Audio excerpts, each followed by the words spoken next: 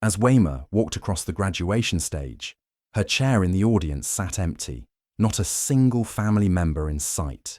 They called her education worthless, mocked her dreams, and told her she'd never be more than a village girl. But when the most powerful man in the nation stood up, calling her the future of this country, her family's faces turned pale, and that was just the beginning of the shock they would face that day. Waymer was a quiet, but very smart girl from a small town where people didn't believe much in big dreams. From the time she was young, she wanted to go to university and make something of her life. But it wasn't easy. Her own family didn't support her. Her aunt McKenna and cousin Fari were the worst.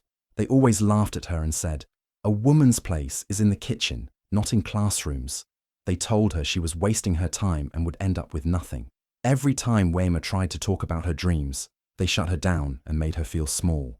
But Waymer didn't give up. Even when it felt like the whole world was against her, she kept going. She took up small jobs, cleaning, selling things on the street, and even working late at restaurants, just to pay her school fees.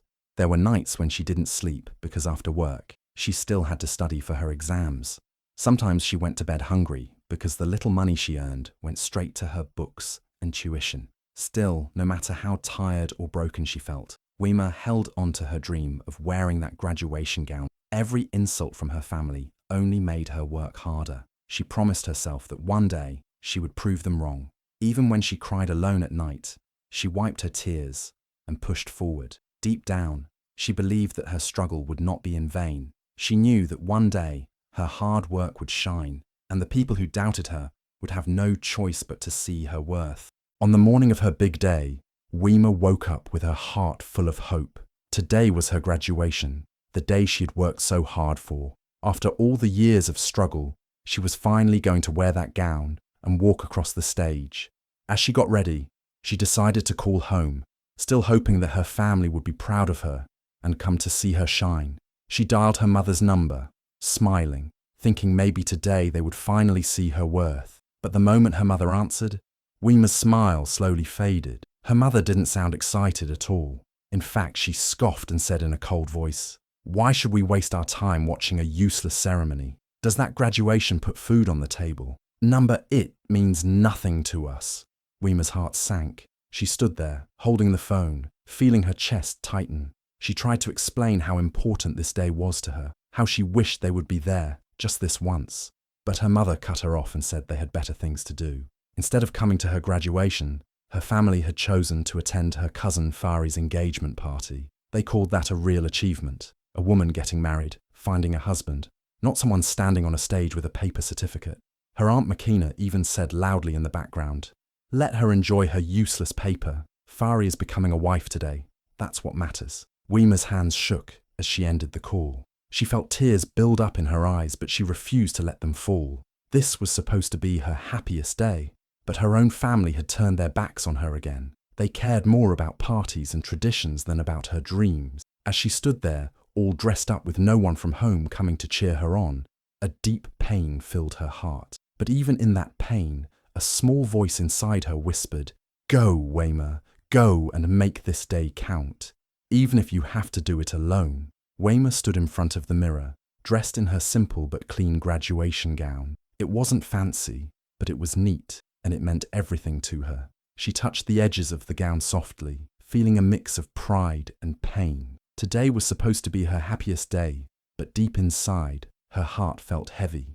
As she looked at her reflection, she could feel the loneliness wrapping around her like a cold blanket. No mother, no father, no family to cheer for her, just empty silence. But Waymer refused to let the tears fall. She blinked them back quickly and forced a small smile, even though it didn't reach her eyes. She remembered every cruel word her family had ever thrown at her. She remembered her Aunt McKenna laughing at her, saying a woman's place is in the kitchen, not in books. She remembered her cousin Fari calling her a fool for dreaming so big. She remembered the night she cried herself to sleep after doors were slammed in her face when she asked for help. All those painful memories tried to break her spirit this morning. But Waymer took a deep breath and told herself, no, not today. Today, she would stand tall. Today, she would walk across that stage with her head held high. Even if no one from her family was watching, she would make this day count, for herself, for every tear she had shed, for every sleepless night she had endured. She promised herself silently that she would not let their rejection ruin her moment.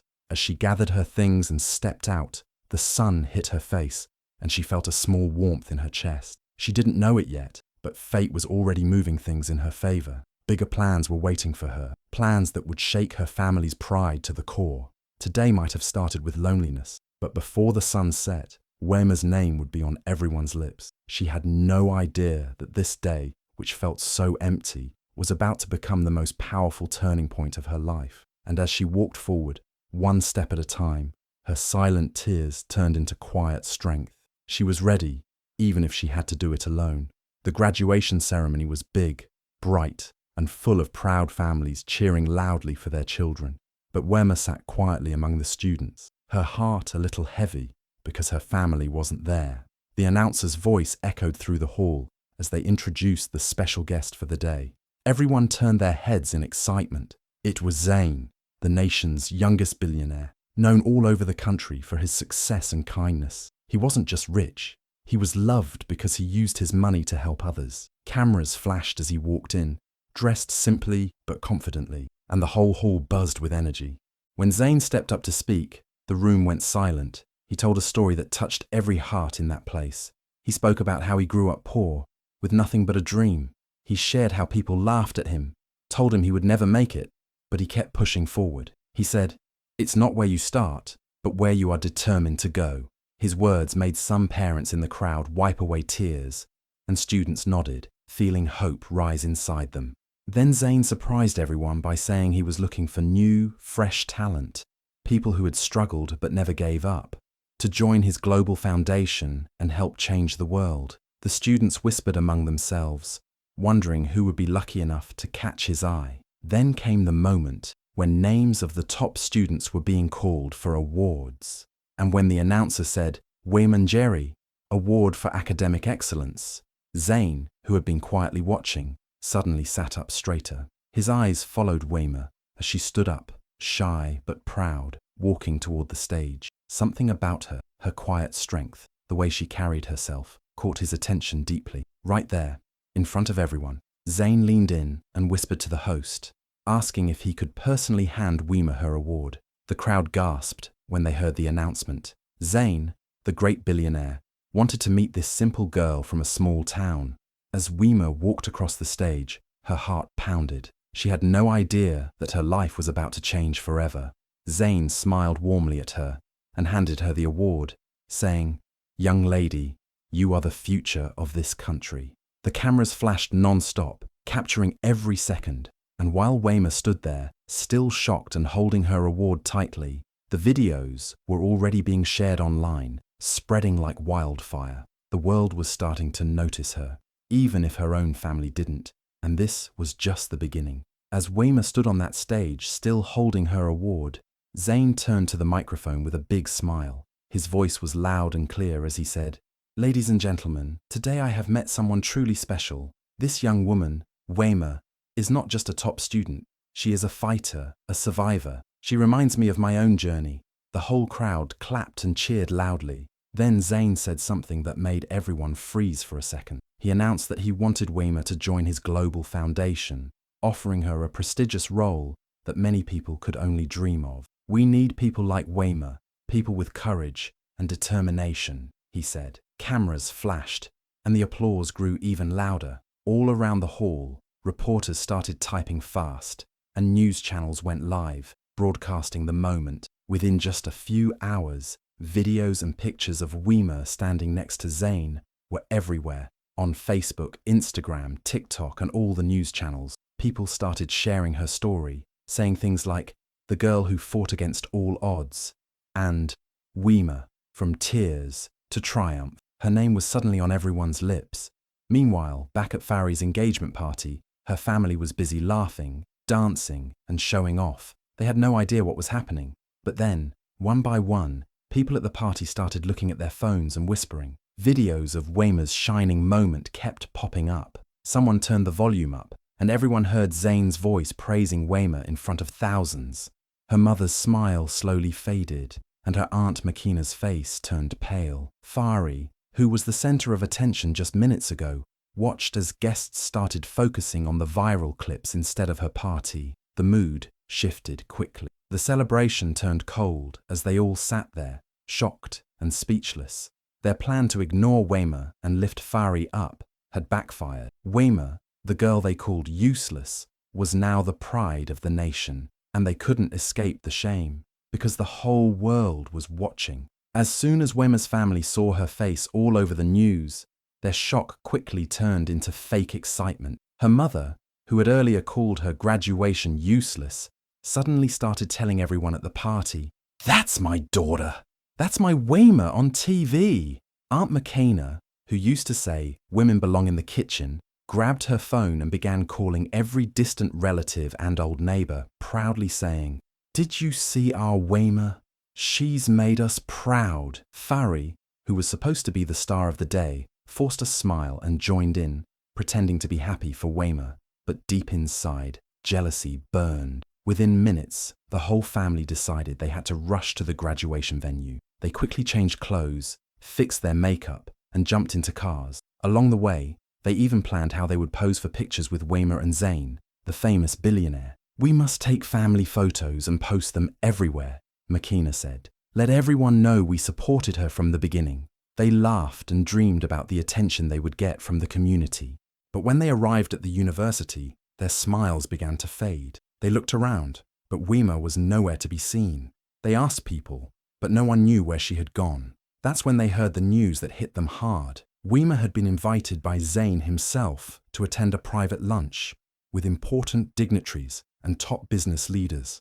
It was an exclusive event, and no outsiders were allowed. Her family stood there, helpless and embarrassed. Their plan to take pictures and show off had failed. People around them started whispering, knowing very well how they had treated Waymer in the past. The family, who had always looked down on her, now wanted to shine in her light. But Waymer was out of their reach. She was finally in a place where their cruel words and fake love couldn't touch her, and for the first time, they realized they couldn't control her story anymore. The world had already chosen Waymer as its new hero. When Waymer's family finally managed to find her later that evening, they rushed towards her with big fake smiles.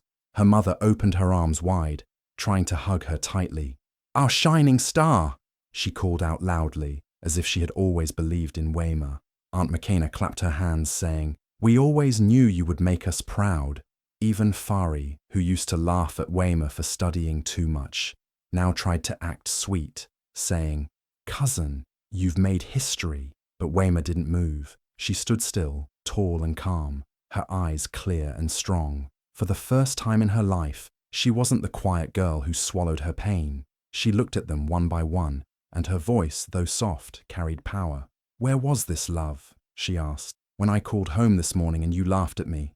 Where was this pride when you told me my dreams were useless and I should stay in the kitchen?" Her mother's smile faded. Aunt McKenna looked away, and Fari's face turned pale. But Waymer wasn't done. She continued, her words slicing through their fake affection. "All those years I worked odd jobs just to pay my school fees. You mocked me. You shut doors in my face. And now, because cameras are flashing and people are watching, you suddenly call me your star." Tears welled up in her mother's eyes, but Waymer stayed strong. "I am no longer the girl who needs your approval. I don't need love that only shows up when I succeed. I needed love when I was struggling, when I was tired and when I felt alone. But you weren't there." The family stood in silence, their heads lowered, unable to answer. Waymer took a deep breath and finished. "So today, I shine, not because of your praise, but because I believed in myself when no one else did." And with that, Waymer turned away, leaving them speechless, finally standing tall in her own light, free from their chains. After the ceremony, Waymer found herself sitting quietly in a room, her heart racing. She had just received her award from Zane, the youngest billionaire in the country, and now she was alone with him. He looked at her with kind eyes, his voice soft, yet filled with understanding. "Waymer," he said, "I see so much of myself in you." Waymer was confused. How could someone like Zane, a man with so much success and power, see anything like himself in a simple village girl? But Zane continued, "When I was younger, my family abandoned me too. They didn't believe in me. They thought I wouldn't amount to anything. But I knew my worth. I knew I could achieve more." His eyes seemed to look far off, as if reliving his past. It's the same fire that I see in you, Weema. That hunger to prove everyone wrong, to make something of yourself, despite the odds. Weema listened carefully, the words stirring something deep inside her. Zayn wasn't just a successful businessman. He was someone who truly understood her struggle, her pain, and her dreams. He leaned forward, his gaze steady. I want to help you, he said. I see your potential. I see a future leader, someone who can inspire others. I want to mentor you, guide you in your career, and help fund an educational project in your village, something that will give girls like you the opportunities you never had. Weema's heart skipped a beat. This wasn't just an opportunity for her personal success. It was a chance to give back, to help other girls like her escape the limitations of their circumstances. She had dreamed of making a difference in her village, and now it seemed like the impossible was finally possible. With a deep breath, Weema nodded. I accept. This isn't just about me anymore. It's about all the girls who need a chance to show what they can do. I want to make a real change. Zayn smiled, his eyes shining with approval. That's exactly why I believe in you. Together, we'll make a difference. And with that, Weema felt like her future had changed forever. Not just for herself, but for everyone who had ever been overlooked, just like her. Back in the village, word about Weema's success spread like wildfire. People couldn't stop talking about how she had been honored by the youngest billionaire in the country, while her cousin Fari's engagement seemed almost insignificant in comparison. The contrast was glaring, and it didn't take long for the community to start noticing. Whispers filled the air as everyone realized that Weema's family had been too proud to show up for her on her special day, choosing instead to celebrate Fari's engagement, something that now seemed petty and shallow. The family, once basking in their sense of superiority, now faced a harsh reality. Their fake celebrations were no longer something to be proud of. The community, who had once admired them for their social status, began to turn their backs. People started openly questioning why they had ignored Weema's achievements, why they hadn't supported her when she needed them the most.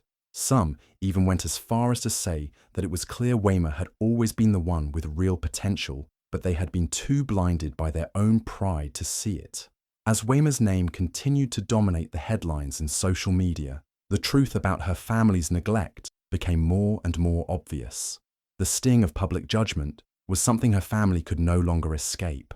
They were now seen as the ones who had failed her, the ones who had chosen to ignore her dreams. The pressure built, and soon, even the people who had once praised them began to distance themselves.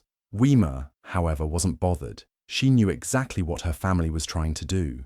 They wanted to bask in her success, now that the world had recognized her, but she refused to be dragged into their drama. Instead, Weema kept her eyes focused on her bigger mission, to create opportunities for other girls like her, to inspire those who had been overlooked and dismissed. She was no longer interested in seeking validation from those who only cared about her when it was convenient for them. Weema had a purpose now, and it was bigger than anything her family could ever offer. Months passed, and Weema returned to her hometown, but this time, everything was different. She wasn't the quiet girl who had struggled in the shadows anymore. She was now a powerful force, a symbol of resilience and success. With Zayn's foundation supporting her, Weema had built a girls' academy in the village, a place where young girls could dream big and pursue their education without the limitations she had faced.